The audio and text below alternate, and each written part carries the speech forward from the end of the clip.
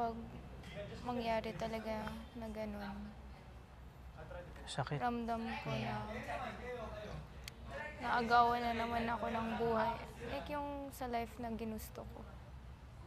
And dito kasi naramdaman ko na yung sarili ko. Ito yung buhay na gusto ko. Yung friends, mga ganun. Masaya ako dito.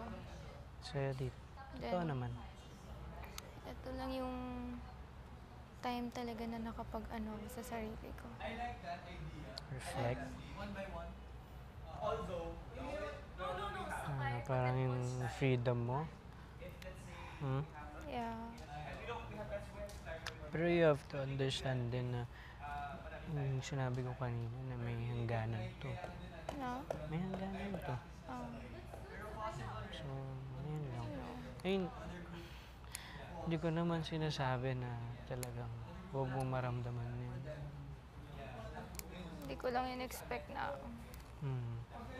if ako man agad-agad pala. Kala ko may oras pa ako. And Pero ako, 1 month's not enough. personally, sobrang proud ako sa growth mo, sa pinakita mo dito sa loob ng 1 month. Siguro 1 month and a week. Dami mo na rin nagawa. Sa totoo lang.